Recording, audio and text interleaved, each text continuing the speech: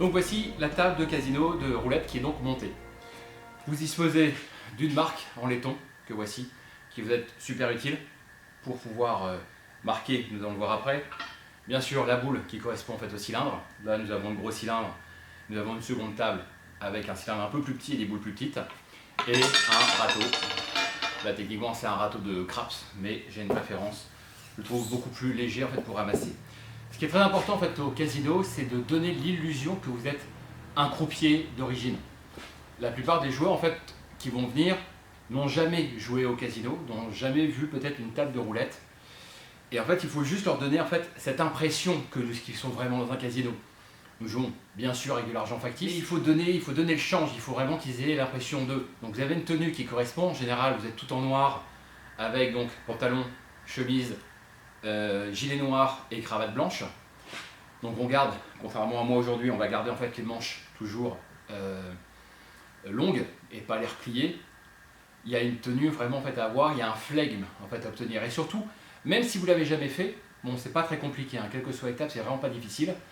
Il faut que vous donniez en fait cette image de maîtriser votre table. Si jamais vous montrez en fait un signe de défaillance, vous êtes plus crédible et en fait les joueurs en fait se désintéressent naturellement en fait de la table. Voilà, donc il faut vraiment que vous ayez cette attitude donc de bien maîtriser.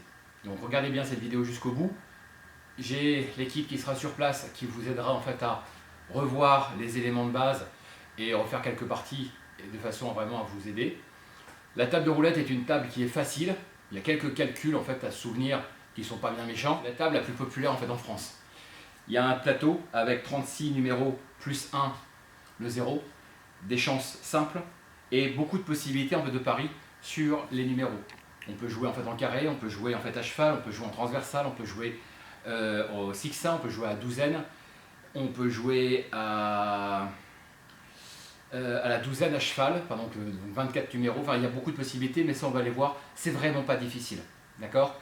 Je vous invite vraiment en fait à bien écouter ce que je vais pouvoir vous dire, et surtout garder l'attitude de quelqu'un qui maîtrise sa table. Maîtriser sa table, ça va commencer notamment par maîtriser le lancer de la bille. Ça peut paraître tout bête, mais pour l'avoir vu et avoir vu des gens qui faisaient vraiment n'importe quoi, il est nécessaire de voir quelque chose qui soit un peu qualitatif. On va voir ça tout de suite. Donc voici le cylindre, ce sont toujours des vrais cylindres en fait issus de vrais casinos, de la marque généralement des marques Caro. Donc là ce cylindre est très lourd, il fait 80 cm et vous avez une boule quand même de grosses dimensions. Donc comment ça fonctionne? C'est très simple. On va tourner doucement le cylindre en fait d'un côté et on va envoyer la bille de l'autre. La bille tourne. Arrivera le moment où elle va un petit peu décélérer. Il sera donc temps d'annoncer que les jeux sont faits et que rien ne va plus.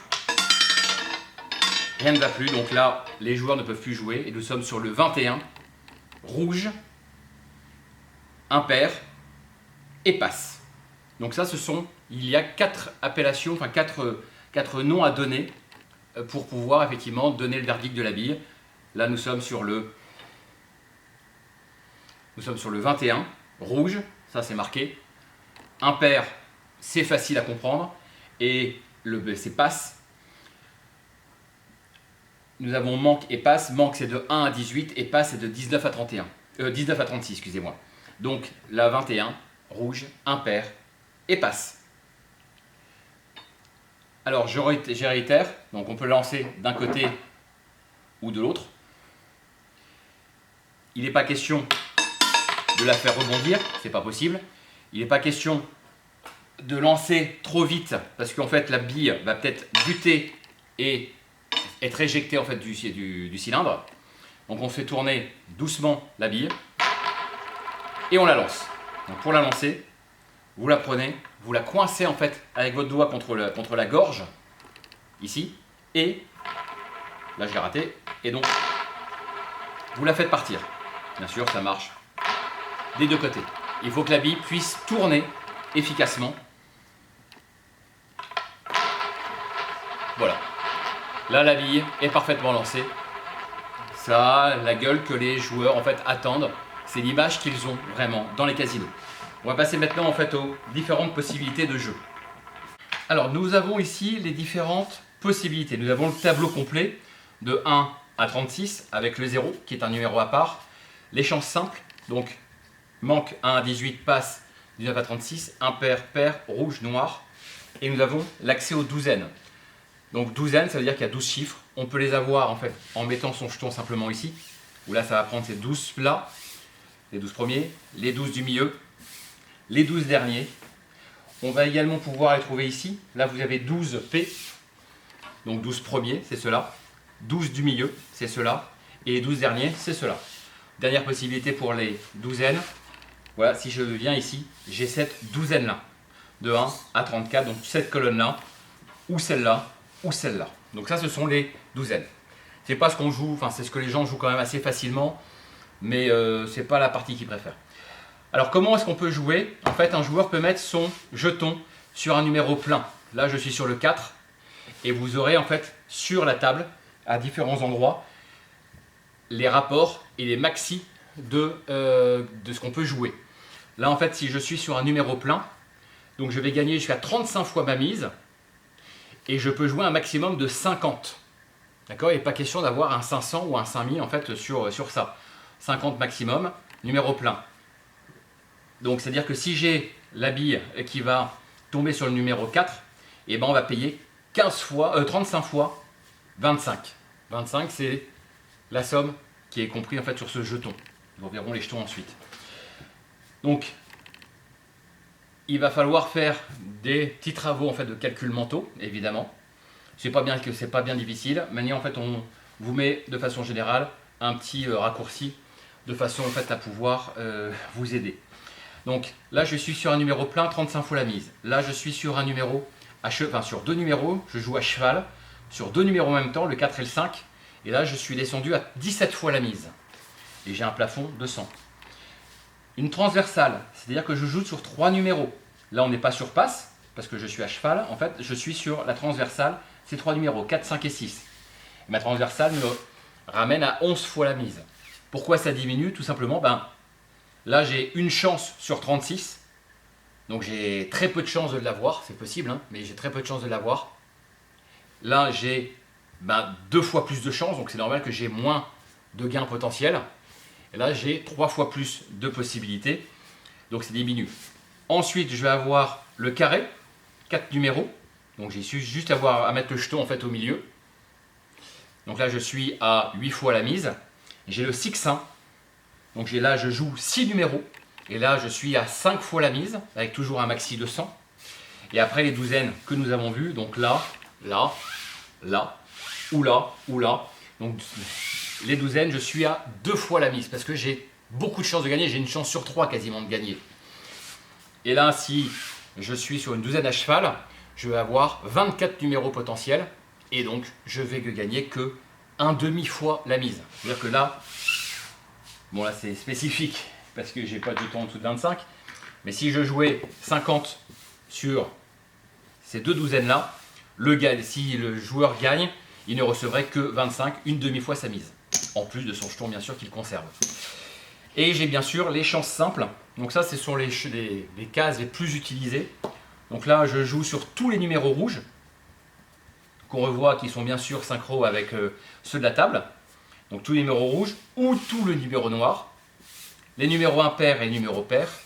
Les numéros passent de 19 à 36, ou les numéros manquent de 1 à 18. Donc là, si je joue là-dessus, je joue sur tous les numéros de 1 à 18.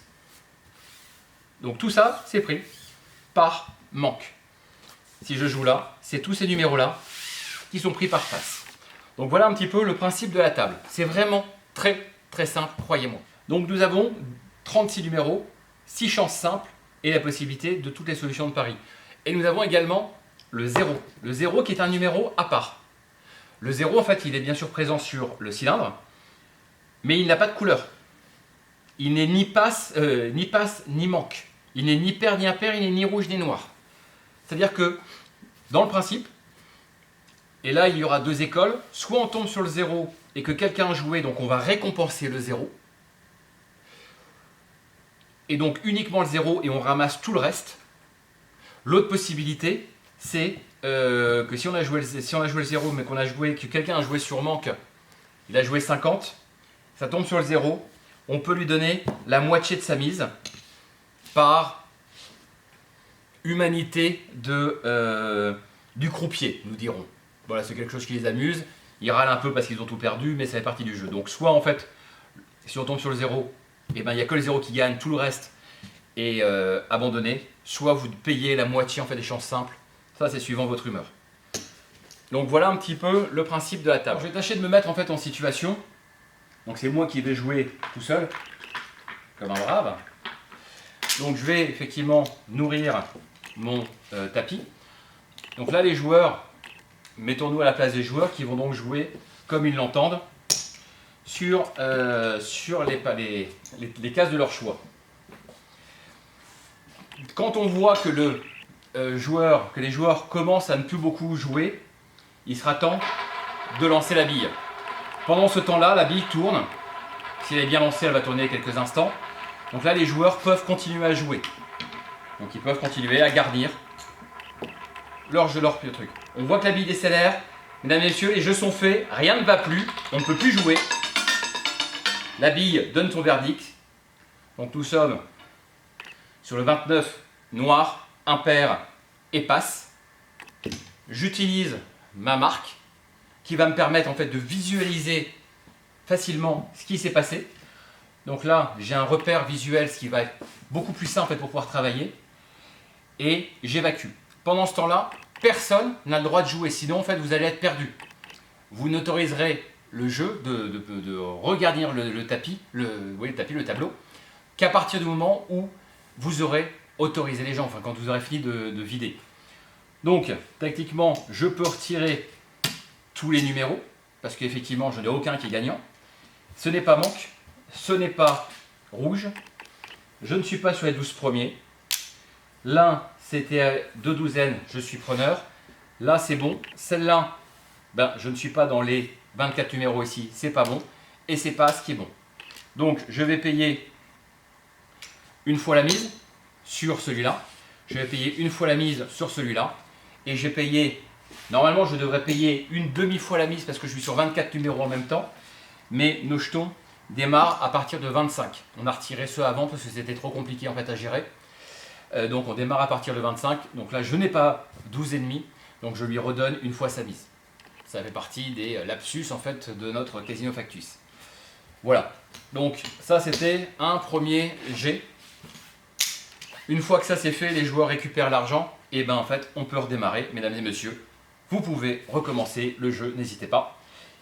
Et donc effectivement, au fur et à mesure, en fait, ils vont mettre des jetons de plus en plus importants. Donc on va rester sur du 25, on va partir sur du 100, on va partir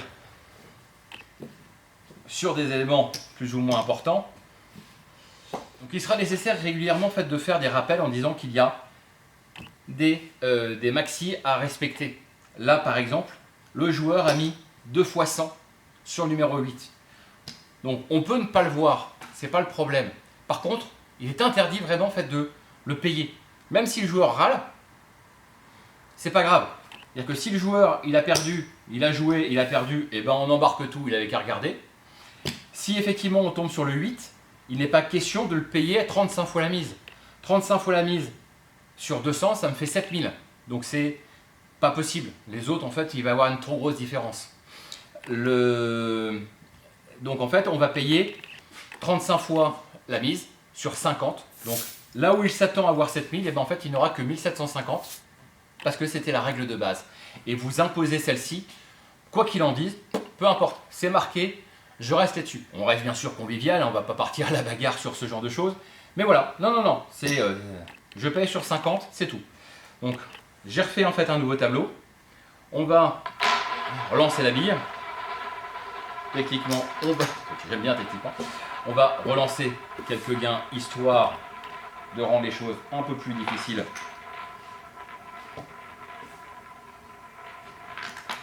Et là, mesdames et messieurs, plus rien ne va plus.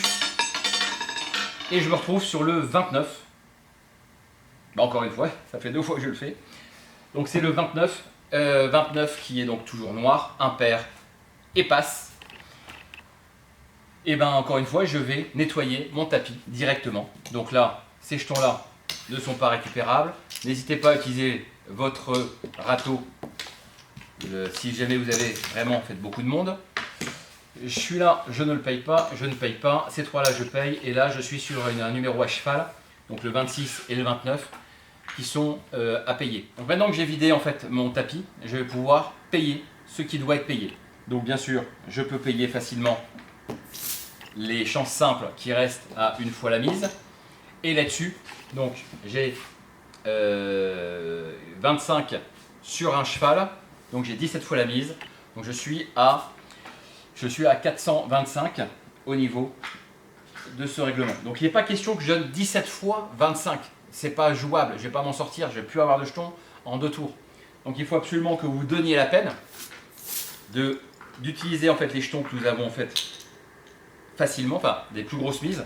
Donc là il a payé 25, il est à 425 plus sa mise de base.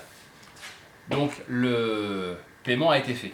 Donc ce qui me permet moi de garder un maximum d'argent chez moi. Petite chose qui est importante, c'est que dès que vous avez la possibilité, pour ne pas être débordé, contrairement à ce que je viens de faire, il faut absolument que vous rangiez vos jetons tout le temps et dès que possible. Autrement, vous allez vous retrouver avec un amoncellement en fait, de jetons. Imaginez avoir 25 personnes autour de vous. Si vous attendez, si vous laissez faire, et ben en fait vous allez être débordé. Vous ne pourrez plus en fait gérer vos jetons. Donc dès que vous avez quelques minutes devant vous, et ben vous les gérez. Les gens, ce temps-là, en fait, vont pouvoir remiser. D'ailleurs, c'est vrai que je ne l'ai pas dit.